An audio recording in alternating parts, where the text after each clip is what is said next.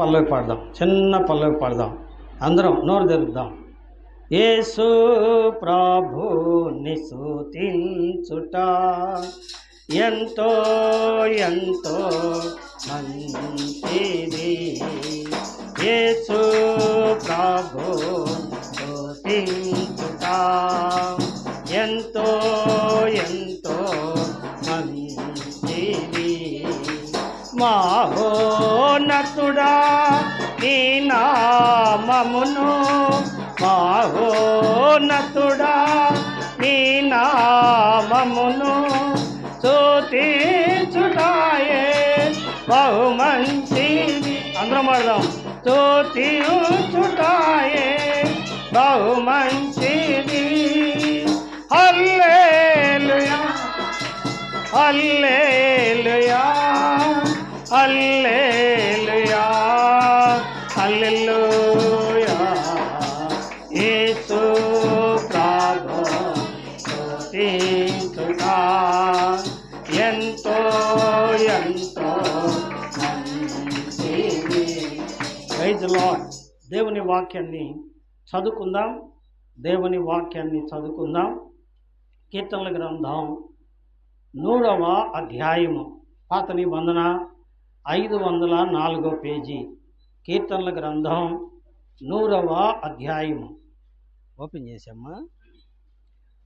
కీర్తనల గ్రంథం 100వ అధ్యాయము, పాత నిబంధన 504 పేజీ. కేవలం 5 వచనాలు ఉన్నాయి. 5 వచనాలు ఉత్తర ప్రత్యుత్తర రీతిని చదువుకుందాం. కీర్తనల గ్రంథం 100వ అధ్యాయము 504 పేజీ, పాత నిబంధన. సమస్త దేశములారా యెహోవాకు ఉత్సాహధ్వని చేయుడి. సొంతతో యెహోవాను సేవించుడి. ఉత్సాహ గానము చేయుచు ఆయన సన్నిధికి రండి. యెహోవాయే దేవుడని తెలుసుకొనుడి. ఆయనే మనలను పుట్టించెను. మనము ఆయన వారము, మనము ఆయన ప్రజలము, ఆయన మేపు గొర్రెలము. కృతజ్ఞతార్పణలు చెల్లించు. ఆయన గుమ్మములలో ప్రవేశించుడి. కీర్తనలు పాడుచు ఆయన ఆవరణములలో ప్రవేశించుడి. ఆయనను స్తుతించుడి. ఆయన నామమును ఘనపరచుడి.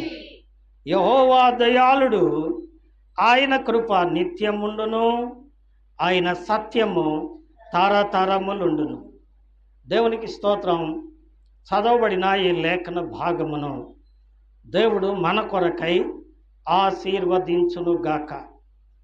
దేవుని వాక్యంలో ఒకే స్లోగన్తో ఉండే వచనాలు ఈ కీర్తనల గ్రంథంలో 2 ఉన్నాయి. ఒకే స్లోగన్. మొదటిది ఏంటంటే చూడండి, 34వ కీర్తన 8వ వచనం. 34వ కీర్తన అండి, 8వ వచనం. యెహోవా ఉత్తముడని రుచి చూచి తెలుసుకొనుడి. ఆయనను ఆశ్రయించు నరుడు ధన్యుడు. చాలు, అద్భుతమైన మాట. ఇంగ్లీష్లో ఏమండి, taste the lord is good అని ఉంటుంది. అంటే ఆ దేవుని యొక్క గొప్పతనాన్ని రుచి చూచి తెలుసుకోవాలి. ఏం తెలుసుకోవాలి? రుచి చూచి తెలుసుకోవాలి. ఇప్పుడు రెండో మాట, మనం ఇప్పుడు చదివినటువంటి కీర్తన 100వ అధ్యాయంలో 3వ వాక్యం ఏముంది? మొదటి లైన్, యెహోవాయే దేవుడని తెలుసుకొనుడి. Know the lord is God. ఏమండి, KNOW న్యో అంటే ఏమండి, ప్రభువే దేవుడని తెలుసుకొనుడి. ఇంగ్లీష్లో లార్డ్ అని ఉంటుంది, గాడ్ అని ఉంటుంది. గాడ్ అనగా దేవుడు, లార్డ్ అనగా ప్రభువు. అర్థమైందండి? కాబట్టి ఇక్కడ 2 మాటలు చెప్తున్నాడు. యెహోవా రుచి చూడాలి అంటే యెహోవా యొక్క ఆ గొప్పతనాన్ని, ఆయన యొక్క తత్వాన్ని అనుభవపూర్వకంగా తెలుసుకోవాలి. ఎలా తెలుసుకోవాలి? రెండవది, ప్రభువే దేవుడని తెలుసుకోండి అంటున్నాడు. ప్రభు అంటే ఎవరు? దేవుడు అంటే ఎవరు? ఈ వివరాలను మనం తెలుసుకోవడానికి ప్రశ్నలు 2 ఉన్నాయి పరిశుద్ధ గ్రంథంలో. ఈనాడు లోకం కూడా ఇదే ప్రశ్నలు వేస్తుంది. ప్రశ్నలు చదవగలిగిన వాళ్ళు చదవండి, చదవలేని వాళ్ళు గుర్తుపెట్టుకోండి. చదువు వచ్చిన వాళ్ళు 10th రాసి పెట్టుకోండి, తర్వాత మీరు పరిశీలన చేయొచ్చు. ఏమిటి అంటే నిర్గమకాండం 5వ అధ్యాయము 2వ వాక్యం.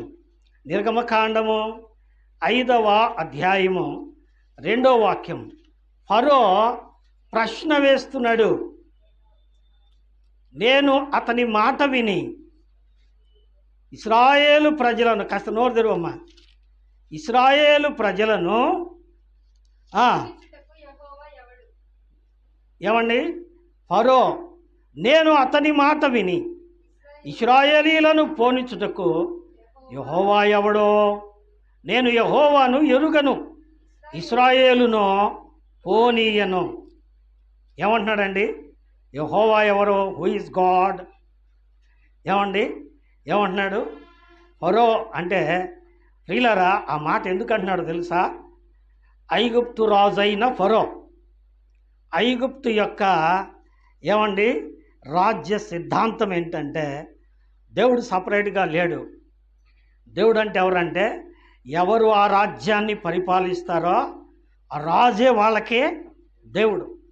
అంతేకాదండి, అది ఐగుప్తీయుల ఈజిప్షియన్ సివిలైజేషన్, అది ఐగుప్తీయుల యొక్క పద్ధతి. బబులోనీయుల పద్ధతి కూడా అదే. మీకు తెలుసో లేదో, బబులోనీయుల పద్ధతి. బబులోనీయులు అంటే మన జ్ఞాపకం వచ్చే రాజు ఎవరు తెలుసా? నెబుకద్నెజరు. నెబుకద్నెజరు రాజు ఏం చేశాడండి? భయంకరమైన ప్రతిమను ఒకటి నిలబెట్టాడు. ఏ రూపంలో జయించాడు? అతని రూపంలోనే జయించాడు. చేయించి ఎవడైనా సరే ఈ దేశంలో ఈ విగ్రహానికే అంటే నాకే మొక్కాల. కారణం ఏంటి? నేనే దేవుణ్ణి అన్నాడు ఆయన.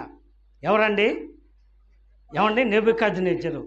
అది కల్దీయుల పద్ధతి. అందుకే కల్దీయుల నుండి ప్రారంభమైన పద్ధతి ఏంటంటే ఒక వ్యక్తికి విగ్రహము తయారు చేసి ఆ విగ్రహానికి మొక్కే సిద్ధాంతం కల్దీయుల సిద్ధాంతం. ఈజిప్షియన్ సివిలైజేషన్ అండ్ కల్దీయుల పద్ధతి. నిజమే ప్రియులారా, బాబిలోనియన్ సివిలైజేషన్ అంటారు. కాబట్టి వారి యొక్క విధానం అది.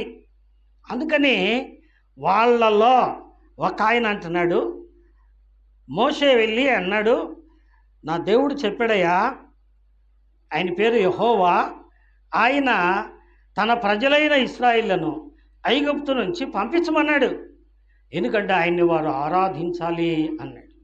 అందుకంటాడు ఫరో, నేను అతని మాట విని ఇశ్రాయేలును పంపించుటకు యెహోవా ఎవరు?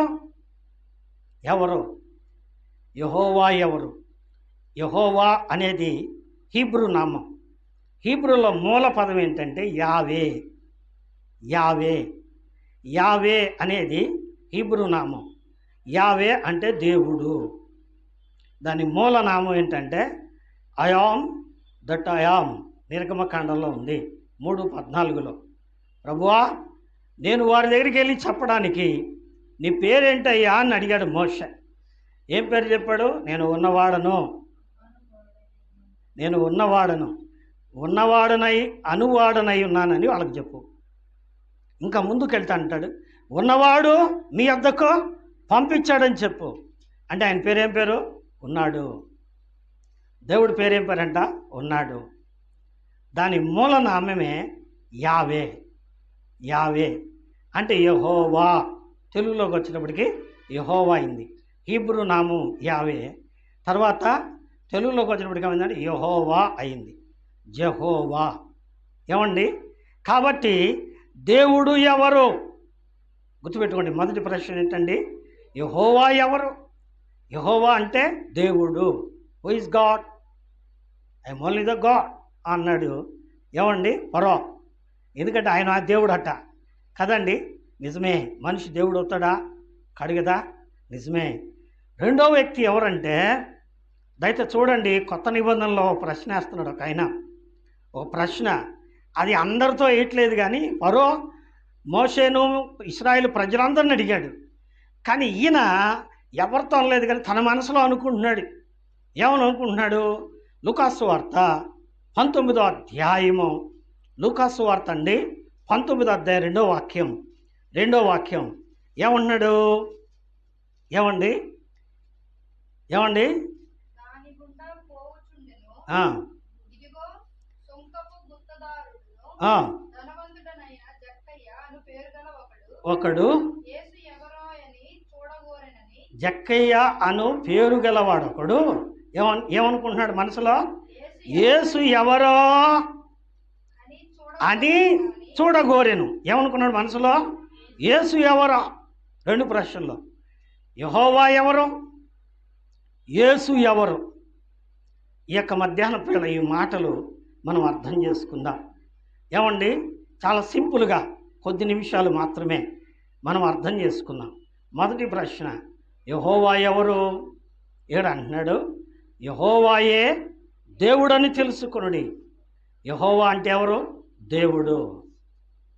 ఏమండి, యెహోవా అంటే ఎవరండి? దేవుడు. మొట్టమొదటి మాట. దేవుడు అంటే ఆయన రుచి ఏంటి? రుచి అన్నాడు గ్రంథకర్త, కీర్తనకారుడు. అంటే ఆయన యొక్క వివరాలు ఏంటి అంటే, పెద్దలు మేము చిన్నప్పుడు చదువుకునేటప్పుడు, ఇప్పుడున్న వాళ్ళకి కేజీ వాళ్ళకి అర కేజీ వాళ్ళకి ఆ వ్యవహారాలు ఏమి లేవు కదండి. మేము చదువుకునేటప్పుడు చిన్నప్పుడు మొట్టమొదట నేర్పించేవాళ్ళు పద్యం. ఏమిటా పద్యం అండి? మాతృదేవో భవ, రెండవది పితృదేవో భవ, మూడవది ఆచార్య దేవో భవ, నాలుగవది అతిథి దేవో భవ. 4 భాగాలు, 4 నామాలు, దేవత్వము యొక్క 4 లక్షణాలు. ఏంటి అంట? 4 లక్షణాలు. ఈ 4 లక్షణాల్లో ఎవరెవరు కనిపిస్తున్నారు?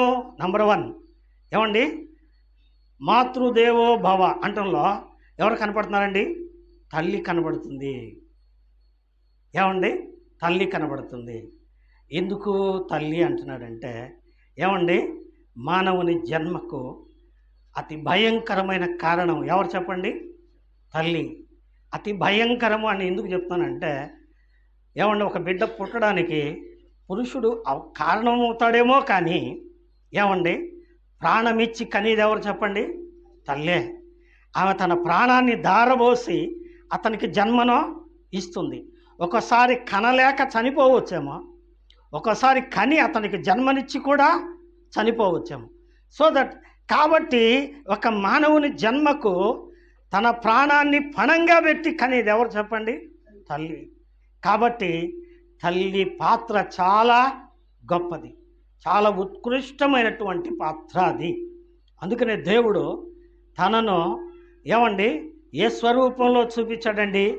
ఏమండి, యెషయా గ్రంథం 66వ అధ్యాయము 13వ వచనంలో అంటాడు, ఒకని తల్లి వానిని ఆదరించున్నట్లు నేను నిన్ను ఆదరించేదను అన్నాడు. దేవుడు ఎలా ఆదరిస్తాడట? తల్లిలాగా ఆదరిస్తాడట, తల్లిలాగా ఆదరిస్తాడు. అంత మాత్రమేనా? ఇంకో మాట ఏమండి, యెషయా గ్రంథం 49వ అధ్యాయము 15వ వచనం నుండి 16 వరకు చదివితే అక్కడ అంటాడు, స్త్రీ తన చంటి పిల్లను, చంటి పిల్ల ఎక్కడి నుంచి వచ్చింది? తన గర్భంలో నుండే వచ్చింది కదండి. కాబట్టి తన గర్భంలో నుంచి వచ్చిన చంటి పిల్లను మరచునా? ఏమంటాడండి? మరచునా? మర్చిపోయిద్దా? మర్చిపోదు. ఎందుకని? ఏమండి, ఎందుకని?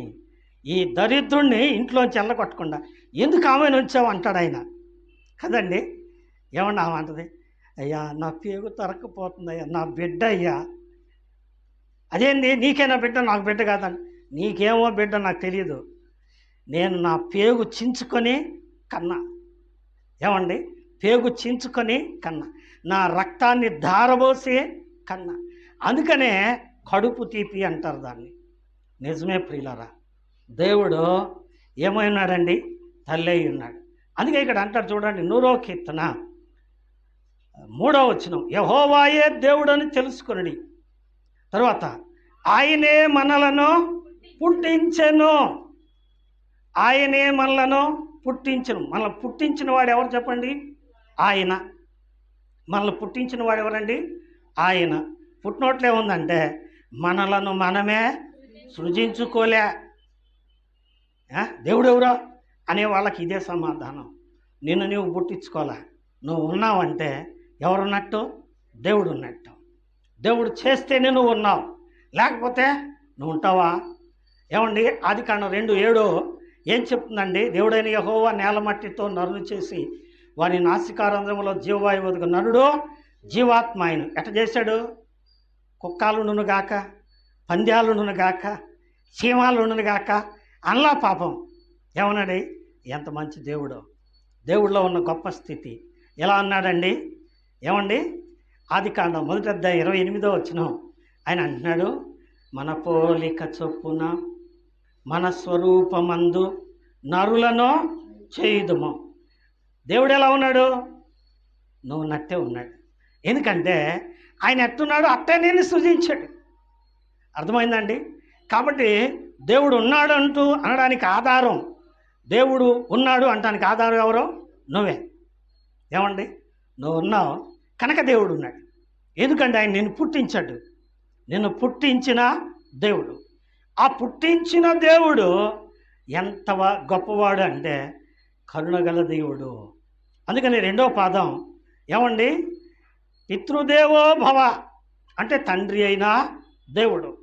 కీర్తనల గ్రంథం 103:13 ఏం చెప్తుందంటే అక్కడ అంటున్నాడు, తండ్రి తన తలయిల ఎడల జాలిపడునట్లు యెహోవా తన యందు భయభక్తులు గల వారి ఎడల జాలి చూపిస్తాడట. ఏమండి, జాలి చూపించే దేవుడు. గమనించండి, ఒకటి తల్లిలా కన్నాడు. ఏమండి, కీర్తనల గ్రంథం 2వ ఉంది, మీ తర్వాత చదువుకోండి. నీవు నా కుమారుడవు, నేడు నేను నిన్ను కనియున్నాను అంటాడు. కాబట్టి కన్నవాడు గనుక ఏమండి, కన్నబిడ్డలు పాడైపోతుంటే, తప్పులు చేస్తుంటే వాళ్ళ మీద కోపించి కొట్టడంలా చంపట్లా ఏం చేస్తున్నాడండి? జాలి పడుతున్నాడు. ఏమిటా జాలి? గమనించండి. ఒక ఆయన ఎద్దును పెంచుకున్నాడు అనుకుందాం, ఉదాహరణగా, సమయం అయిపోతుంది. ఆ ఎద్దును పెంచుకొని ఆ ఎద్దును బాగా మేత వేసి పెంచాడు. పొరపాటున అది బాగా తిని మదం ఎక్కిందేమో, పక్కోడి చేలో పడింది. ఈ చేలో తినాల్సిందే పక్కోడి చేలో పడింది. ఆడేం చేశాడు? కట్టేశాడు. ఏమండి, కట్టేసి ఎక్కడ కట్టేశాడు? బందెల తోటలో కట్టేశాడు కదా. కట్టేసి ఉండగానే యజమాని వచ్చాడు. అయ్యయ్యో నా ఎద్దు అయ్యా, అది నీ ఎద్దు నా చేను పాడు చేసింది, తప్పు చేసింది, కాబట్టి అది ఇక నేను చంపేస్తా దాన్ని అంటున్నాడు. యజమానుడు ఏమంటాడు చెప్పండి? తప్పు చేసిందిగా, చంపే అంటాడా? అండు. ఏమంటాడు? అయ్యా నీకు ఎంత నష్టమో కలిగించిందో చెప్పండి. ఏమండి, ఎంత నష్టమో కలిగించిందో ఆ నష్టమంతా నేను కడతాడా? కట్టడా? లేకపోతే అప్పు అయినా తెచ్చి దాన్ని కట్టి ఆ యొక్క తప్పు వేసినంత ఖర్చు కట్టి ఆ ఎద్దును జాగ్రత్తగా ఇంటికి తీసుకొచ్చి, ఎద్దా మొద్దు పనులు చేసావు, ఎద్దు దానా, ఎందుకు తిన్నావు? ఆడి చేత చంపించడం నాకు ఇష్టం లేక తప్పు చేసినందుకు నేను నిన్ను చంపుతాను అన్నాడా అండి? అనలా. ఏం చేశాడంటే తీసుకొచ్చి కట్టేసి మరలా మేతేస్తున్నాడు. కానీ ఏమండి తండ్రి తన తనయుల ఎడల జాలిపడే దేవుడు. చూడండి, 103వ కీర్తన 10వ వాక్యం.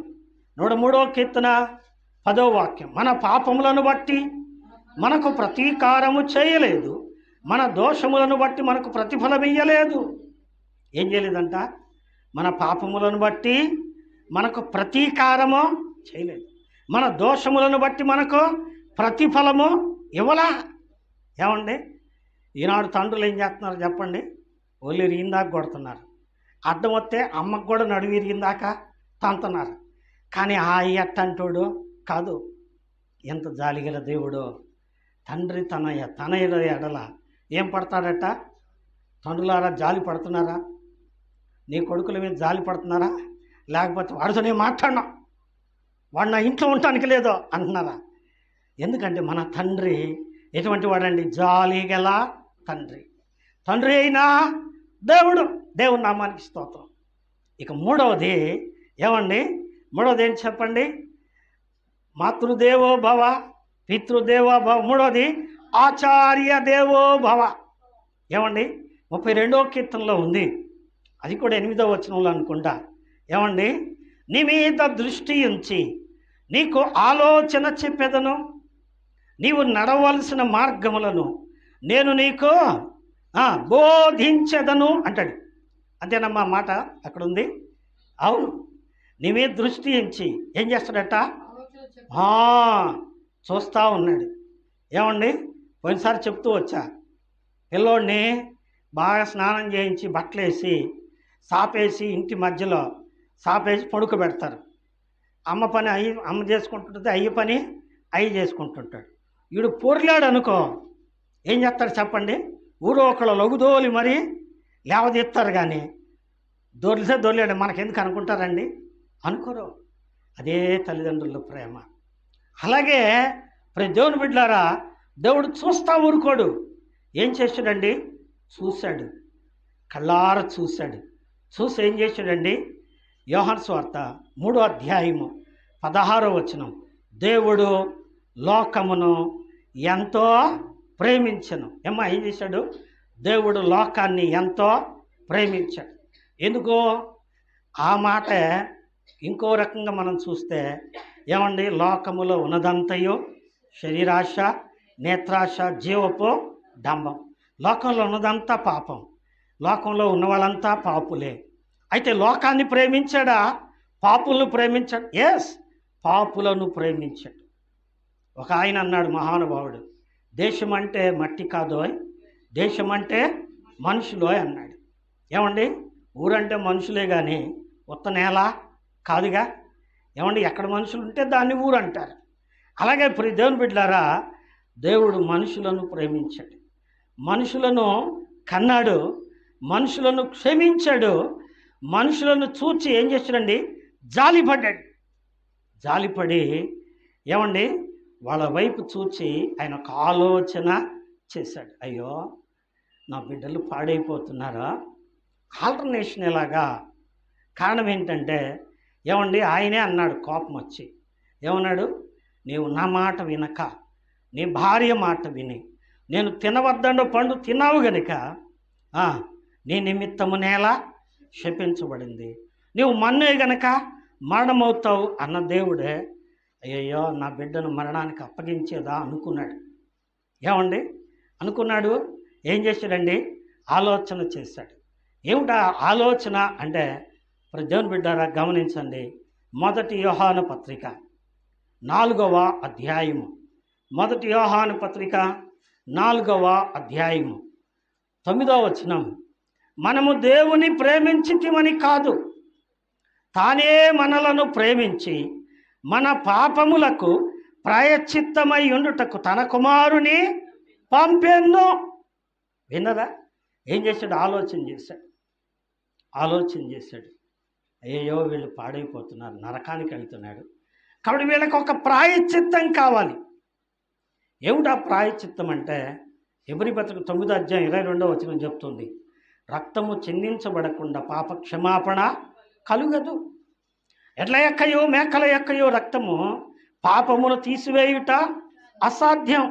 అందుకనే దేవుడే మానవ స్వరూపంలో వచ్చాడు. అదొక ప్రణాళిక వేశాడు. ఆయన మానవ స్వరూపంలో వచ్చాడు. ఎలా వచ్చాడండి?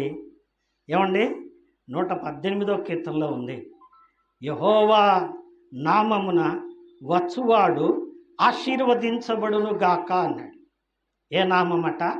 యెహోవా నామం. ఏమండి, యెహోవా నామం, ద నేమ్ ఆఫ్ లార్డ్. ఏమిటా దేవుని పేరు అంటే, ఆ పేరులో ఉన్న గొప్ప అర్థం ఏంటంటే, ఏమండి మూల భాషలో హీబ్రూ భాషలో ఏమన్నారంటే, ఏమండి యెహోషువా. యెహోవా అంటే దేవుడు, షువా అంటే రక్షకుడు. దేవుడు ఏమండి తల్లి అయిన దేవుడు, తండ్రి అయిన దేవుడు, ఆలోచన చేసే ఉపాధ్యాయుడ దేవుడు ఆలోచించి ఏం చేశాడండి? ఒక ప్రణాళిక వేశాడు. ఆ ప్రణాళిక ప్రకారం ఆయనే రక్షకుడుగా ఈ లోకానికి వచ్చాడు. రక్షణ ఎలా వస్తుంది? ఏమండి, రక్తము చిందించబడకుండా పాప క్షమాపణ కలగదు గనక ఆయన మానవ శరీరంతో వచ్చాడు. ఎందుకంటే మానవుడు పాపం చేస్తే ఆ మానవుడు పాప పరిహారం కొరకు మానవుని రక్తమే చిందించబడాలి. అందుకే పాత నిబంధన ప్రకారం ఒక వ్యక్తి పాపము చేస్తే, మరణకరమైన పాపం చేస్తే ఏం చేసేవాళ్ళంటే సిలువ మాను మీద, అంటే మాను మీద అని ఉంది అక్కడ ద్వితీయోపదేశ ఖండంలో, మాను మీద వేలాడదీసేవాళ్ళు. రోమీయులు దాన్ని సిలువగా మార్చారు, చీళ్ళ కొట్టారు, భయంకరంగా బాధ పెట్టారు. ఏమండి, అందుకనే ఈ యొక్క భూలోకంలో ఒక ఆచారం ఉంది.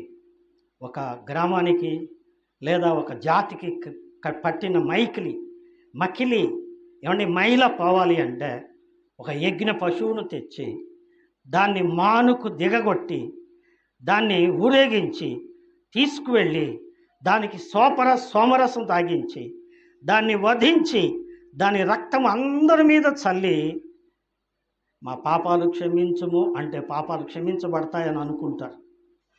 అదే బలి అర్పణ, అదొక పద్ధతి తెలుసా అండి? అదొక పద్ధతి. ఎందుకంటే ఊరిలో అమ్మోరు పట్టింది, అవి పట్టింది, ఇవి పట్టింది అంటారు. అది పోవాలంటే ఏం చేయాలంటే బలి ఇయ్యాలి అంటారు. అదొక పద్ధతి. కానీ ఆ పద్ధతిలో పాప క్షమాపణ రాటల్లా. అందుకే దేవుడు ఒక విధానం ఏర్పాటు చేస్తాడు. ఏం చేశాడంటే చూడండి, రోమీయులకు రాసిన పత్రిక 8వ అధ్యాయము 4వ వాక్యం విందాం.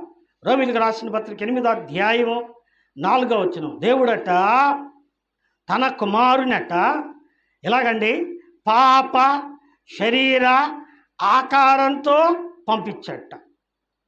ఉందమ్మా అక్కడ? దేవుడు తన కుమారుని పాప శరీర ఆకారంతో పంపించి ఏమండి ఆయన శరీరమందు పాపమునకు శిక్ష విధించాడు. అర్థమైందండి? ఆయన శరీరం మీద పాపమునకు ఏమి విధించట? శిక్ష విధించాడు. ఆ శిక్ష విధించడం వలన పాప క్షమాపణ కలిగింది. అంతేకాదు 2వ కొరింథీ పత్రిక 5వ అధ్యాయం 21వ వచనంలో పాపం ఎరుగని ఆయన మన కోసము పాపముగా చేయబడిను అంటాడు. ఏమండి, ఆయనలో ఏ పాపమో లేదు. పిలాతు అన్నాడు వీళ్ళలో ఏ దోషం లేదన్నాడు. కానీ ఆయన పాపిగా నిలబెట్టబడ్డాడు, పాపపు తీర్పు పొందాడు. ఎందుకోసమండి? పాపుల కోసము. అర్థమైందండి? పాపుల కోసము. నిజమే, పాపం లేని ఆయన పాపుల కోసం స్వచ్ఛందంగా తన యవన రక్తాన్ని ధారపోయడానికి ఈ లోకంలో పుట్టాడు. యేసయ్య ఎందుకు పుట్టాడండి? చనిపోవటానికే పుట్టాడు. ఏమండి, మనుషులు ఎందుకు పుడతారు? మనం బిడ్డనగా అంటాం, ఏమ్మా ఆడు ఎందుకు పుట్టాడు నీకు అని అంటే మా వాడు మహారాజు అవుతాడండి, వాడు ఇంజనీర్ అవుతాడండి, వాడు ముఖ్యమంత్రి అవుతాడండి, ఎన్నెన్నో కలలుగా మాట్లాడతాం. కానీ మరియమ్మ యేసయ్యని కనేటప్పుడే దేవుని దూత చెప్పారు. ఏం చెప్పారు? ఆయన్ని కడుపులో పుడతాడు, ఆయన మనుషుల పాప క్షమాపణ కొరకై చనిపోతాడు. ఆయన పుట్టాడు. ఎందుకు పుట్టాడు అంటే చనిపోవడానికే పుట్టాడు. ఆయన చనిపోకపోతే పాప క్షమాపణ లేదు, రక్షణ లేదు. అందుకే ఆ రక్షకుడుగా ఈ లోకానికి వచ్చాడు. అదే హీబ్రూ నామం ఏంటంటే యెహోషువ. అదే ప్రియులారా అరమికలోకి వచ్చేటప్పటికి యేసువా అన్నారు. ఏమండి? యేసువా అన్నారు. గ్రీకులోకి వచ్చేటప్పటికి జీసస్ అన్నారు. జీసస్. తెలుగులోకి వచ్చేటప్పటికి యేసు. ఏమండి? యేసు అనగా రక్షకుడు. దేవుడు రక్షకుడు. రక్షకుడు అనే పేరుతో ఈ లోకానికి వచ్చాడు. ఆయన వచ్చి ఏమండి అతిథిగా వచ్చాడు. అదే 4వ మాట, అతిథిగా వచ్చాడు. 1 ఏమండి మాతృదేవోభవ, 2 పితృదేవోభవ, 3 ఆచార్య దేవోభవ, 4 అతిథి దేవోభవ. ఆయన అతిథిగా వచ్చాడు. ఆఖరిగా ఏమయ్యాడండి? రండి దేవుని వాక్యంలోనికి వెళ్దాం. 100వ కీర్తన 3వ వచనం చివరి భాగం, చివరి లైన్. ఆయనే మనలను పుట్టించను, మనము ఆయన వారము, మనము ఆయన ప్రజలము, మనము ఆయన మేపు గొర్రెలము. ఆయన మేపు గొర్రెలము అంటే ఇక్కడ ఎవరు కనబడుతున్నాడండి? కాపరి కనబడుతున్నాడు. 5వ లక్షణం ఏమండి? దేవుడు తల్లి కన్నాడు, తండ్రి క్షమించాడు, గురువు మంచి ఆలోచన ఇచ్చాడు, అతిథి ఆయన ఈ లోకానికి మన కోసమే వచ్చాడు, ఆఖరిగా కాపరిగా ఏం చేశాడండి? అందుకని యోహాను సువార్త 10వ అధ్యాయంలో అంటాడు, నేను గొర్రెలకు మంచి కాపరిని. ఏమండి? నేను గొర్రెలకు మంచి కాపరిని. యెషయా గ్రంథకర్త యెషయా గ్రంథం 53వ అధ్యాయంలో అంటాడు, మనమందరము గొర్రెల వలె త్రోవ తప్పిపోతిమి, మనలో ప్రతివాడు తనకిష్టమైన త్రోవలు తొలగిపోయెను, యెహోవా మనందరి దోషము ఆయన మీద వేసెను. వినరా? నిజమే ప్రియులారా. అలాగైతే ఆయన కాపరిగా ఈ లోకానికి వచ్చి ఆ మంద కోసం ఏంటండి? మందను తోడేలు పట్టుకుంటుంది. మందను కాపరి కాసేటప్పుడు తోడేళ్ళు వెంటాడుతాయి, నక్కలో వెంటాడుతాయి, ఇంకా క్రూర జంతువులు వెంటాడుతాయి. వాటి నుంచి కాపు కాచేవాడే కాపరి. ఏమండి? అలా కాపు కాయడానికి ఏమండి తోడేలును తప్పించడానికి ఏం చేశాడు? తన ప్రాణాన్ని పెట్టాడు. అందుకే ఆయన అన్నాడు, నేను గొర్రెలకు మంచి కాపరిని, మంచి కాపరి గొర్రెల కొరకు తన ప్రాణము పెడతాడు. ఏమండి? తన ప్రాణం పెట్టాడు. నిజమే ప్రియులారా. ఇప్పుడు ఇంతకీ యేసు ఎవరు? ఏమండి? యేసు ఎవరు? అందుకే ఇక్కడ అంటున్నాడు, ఏమండి? యెహోవాయే దేవుడని తెలుసుకొనుడి, ప్రభువే దేవుడని తెలుసుకొనుడి. ప్రభువు, lord, no the lord is God అంటే ప్రభు, యేసు ప్రభువు, అందరికీ దేవుడు. యేసుక్రీస్తు అందరికీ ప్రభు అని ఏమండి దేవుని వాక్యంలో అపోస్తలుల కార్యం 10:36లో ఉంది. యేసుక్రీస్తు అందరికీ ప్రభువు. అలాగైతే ఆయన అందరికీ ప్రభువు. అలాగైతే ఏమైనాడు? ఆయన దేవుడు అయి ఉన్నాడు. ఏమండి? వాక్యంలో 1 యోహాను పత్రిక 5వ అధ్యాయంలో మీ తర్వాత చదువుకోండి, చివరి వచనంలో ఉంటుంది. చివరి 2 వచనాల్లో యేసుక్రీస్తు నిజమైన దేవుడును నిత్య జీవమునై ఉన్నాడు. తిమోతి పత్రిక 1 తిమోతి 2వ అధ్యాయంలో 4-5 వచనాల్లో మనం చదివితే దేవుడు ఒక్కడే, దేవునికి నరునికి మధ్యవర్తి ఒక్కడే. ఆయన ఎవరైనా ఆ దేవుడు, ఆ మధ్యవర్తి ఎవరండి? ఆయన యేసుక్రీస్తును నరుడు. ఆయనే ఆ దేవుడే, ఆ కన్నదేవుడే. కన్నవాడు గనక ఏమండి చాలా ఉపమానాలు మీకు ఇదివరకు చెప్పారు. దేవుని ప్రేమ, తల్లి ప్రేమ ఎంత దగ్గరగా ఉంటుందో అద్భుతమైన ప్రేమ అండి. నిజమే. ఆడు నేను అన్నం తినేటప్పుడే కూర్చుంటాడు, వాడు వాడిని తీసేయి అంటాడు తండ్రి. ఏమేం చేసిద్దండి? ఆ చెయ్యి కడుక్కొని తినే చెయ్యి కడుక్కొని అని ఎంత శుభ్రం చేసుకుంటుందో. దరిద్రుడా నీకు ఇప్పుడే తీరిందంటారా అంటదా? అందో. మయ్యే మా బాబే తీసుకెళ్ళి శుభ్రం కడుక్కొని మళ్ళీ గుడ్డలు మార్చుకొని పౌడర్ వేసుకొని వాసన రాకుండా ఏమండి ఇంతకు ఆమెకు వాసన వచ్చుద్దా రాదా? వచ్చుద్దా రాదండి? వచ్చిద్ది. ఆమె వేసుకుంటుందా పౌడరు? వేసుకోదు. ఊరక ఆని అడిగిద్ది, ఆని శుభ్రం చేసిద్ది, ఆడికి బట్టలు వేసిద్ది, తీసుకొచ్చి పండుకోబెట్టి మళ్ళీ ఆమె అన్నం తింటుంది. ఏమ్మా నువ్వు వేసుకోలేదే పౌడర్ అంటే, నాకెందుకయ్యా, నా కొడుకు శుభ్రంగా ఉంటే నాకు అంతే చాలు. ఎంత గొప్ప ప్రేమ అండి. నిజమే. దేవుడు అంటే ఎవరో, దేవుడు అంటే ఎవరో నీకు ఇప్పుడు అర్థమైందా? వాక్యం వింటున్నప్పుడు ఈ స్నేహితుల సోదరి దేవుడు అంటే ఎవరో నీకు అర్థమైందా? నీకు అర్థం కాకపోతే ఒక్కసారి నీ కన్న తల్లిని జ్ఞాపకం చేసుకో. ఆ తల్లిని అడుగు, ఆ తల్లి పడ్డ బాధ ఎంత గొప్పదో కదండి. నిజమే. అందుకే అంటాడు, యెహోవాయే దేవుడని తెలుసుకొనుడి. ఆయన మనల్ని పుట్టించాడు, మనము ఆయన వారము, మనము ఆయన ప్రజలము, ఆయన మేపు గొర్రెలము. అందుకోసమే మన కొరకు ఆయన ప్రాణం పెట్టి చనిపోయి తిరిగి లేచి ఏమండి చనిపోతూ కూడా ఏమన్నాడండి, తండ్రి వీరు ఏం చేస్తున్నారో వీరు ఎరగరయ్యా, వీరిని క్షమించు అన్నాడు. క్షమించాడు. తన ప్రాణం తీస్తున్నా క్షమించాడు. చనిపోయి తిరిగి లేచిన తర్వాత తప్పిపోయిన పేతురు దగ్గరికి పోయి, పేతురుని మరలి సరైన మార్గంలో పెట్టాడు, కానీ దరిద్రుడు చీపో అనలా. ఏమండి, దేవుడు ఎంత మంచి దేవుడు అండి. ఆయన శిక్షించేవాడు కాదు, ప్రేమించేవాడు.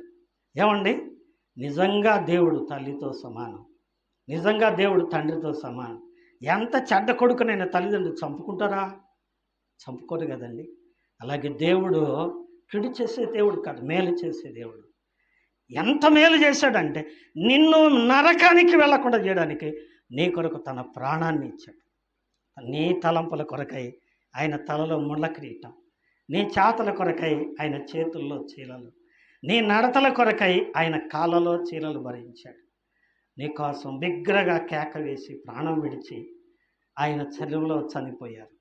ఆయన కార్చిన రక్తం, యేసు రక్తం ప్రతి పాపం నుండి నిన్ను పరిశుద్ధునిగా చేస్తుంది, పరలోకంలో చేరుస్తుంది, నరకానికి వెళ్లకుండా నిత్య జీవానికి చేరుస్తుంది. ఇప్పుడు అర్థం చేసుకున్నావా? ఏమండి, ఫరో అడిగాడు, యెహోవా ఎవడో? ఏమండి, ఆ యొక్క జక్కయ్య మనసులో అనుకున్నాడు, యేసు ఎవరో? ఏమండి, యెహోవా అంటే దేవుడు. ఆ దేవుడు ఎవరి దేవుడు అంటే, ఏమండి, మతస్థుల దేవుడు కాదు, అమెరికా వాళ్ళ దేవుడు కాదు, ఆస్ట్రేలియా వాళ్ళ దేవుడు కాదు. ఏమండి, నేను నీ దేవుడను అంటున్నాడు. ఎవరి దేవుడు అయినా? నీ దేవుడు. ఎందుకంటే నిన్ను పుట్టించాడు ఆయన. ఎట్ట పుట్టించాడండి? ఆయన ఎట్టుంటాడు, నిన్ను అట్నే పుట్టించాడు. బిడ్డ కనంగానే అబ్బాయి నీకు మగబిడ్డ పుట్టాడురా అంటే ఏమని అడుగుతాడు చెప్పని తండ్రి? నా ముఖ్యేనా? నేను ఉండట్టుంటాడా, మా ఆవిడ ఉండట్టుంటాడా అంటే ఈయన ఉద్దేశం ఈయన ఉన్నట్టన్నా ఉండాలా, లేకపోతే ఈయన భార్య ఉన్నట్టన్నా ఉండాలా? కదండి, నిజమే. దేవుడు కూడా అలా అనుకున్నాడు. నేను కనే నా బిడ్డ ఎలా ఉండాలనుకున్నాడు? నేను ఉన్నట్టే ఉండాలా అనుకున్నాడు. అట్టే ఉన్నాడు, అట్టే కన్నాడు. కానీ నువ్వు ఆయన మర్చిపోయావు, జాగ్రత్త. అందుకే సొలొమోను అంటున్నాడు, ఏమండి, దుర్దినాలు రాకముందే వీటి యందు నాకు సంతోషము లేదని నీవు చెప్పు. సంవత్సరాలు రాకముందే, సూర్యచంద్ర నక్షత్రాదులకు చీకటి కమ్మకముందే, వాన వెలిసిన తరువాత మేఘాలు మరలా రాకముందే నీ సృష్టికర్తను స్మరణకు తెచ్చుకో. Remember your creator. నీ సృష్టికర్తను ఏం చేయాలి? జ్ఞాపకానికి తెచ్చుకో. జ్ఞాపకం తెచ్చుకుని, అయ్యా నేను మర్చిపోయానయ్యా, నన్ను క్షమించయ్యా, నేను పాపినయ్యా అంటే ఆయన క్షమించే దేవుడు. 86వ కీర్తనలో ఉంది, మీ తర్వాత చదువుకోండి, సమయం వృధా అవుతుంది. చెప్తున్నాను, 86వ కీర్తనలో ఆయన క్షమించ సిద్ధ మనసు కలిగిన దేవుడు. పగబెట్టుకోడు ఆయన. పగబెట్టుకోవటం మానవుల లక్షణం, దేవుని లక్షణం పగబెట్టుకోవటం కాదు కదండి. నిజమే, ఆయన క్షమించే దేవుడు, ప్రాణం ఇచ్చే దేవుడే కానీ ప్రాణం తీసుకునే దేవుడు కాదు. అందుకనే దావీదు అంటున్నాడు, ఏమంటున్నాడండి? సమస్త దేశములారా యెహోవాకు ఉత్సాహధ్వని చేయండి, కృతజ్ఞతార్పణలు చెల్లించుచు ఆయన గుమ్మములో ప్రవేశించండి, కీర్తనలు పాడుచు ఆయన ఆవరణములో ప్రవేశించండి, ఆయన స్తుతించండి, ఆయన నామాన్ని ఘనపరచండి. ఎందుకంటే ఆయన నీ దేవుడు, ఆయన మీ సృష్టికర్త, మీ కొరకు ప్రాణం ఇచ్చిన దేవుడు. ఏమండి, ఆయన ఉన్న దేవుడు, నేను సృష్టించిన దేవుడు. ఆయన ఉన్న దేవుడు, నీ కొరకు ప్రాణం ఇచ్చిన రక్షకుడు. యేసు అనగా రక్షకుడు. ఆ రక్షకుడు నీ కొరకు సిలువలో మరణించి 2025 సంవత్సరాలు అవుతుంది. మరి నీవు ఆయన్ని నమ్ముకున్నావా? ఆయన ఎందుకు విశ్వాసం ఉంచావా? ఇంకా పాపంలో బ్రతుకుతున్నావా? మారు మనసు పొందు, రక్షింపబడు, యేసయ్యను నీ దేవుడిగా అంగీకరించు, ఆయన్ని ఆరాధించు, ఆయన్ని స్తుతించు, ఆయన నిన్ను దీవిస్తాడు. అతి కృప వాక్యం విన్న మనకు అందరికీ ప్రభు అనుగ్రహించును గాక. దేవుడు తన మాటలను మన కొరకై ఆశీర్వదించును గాక. ఆమేన్. రుచి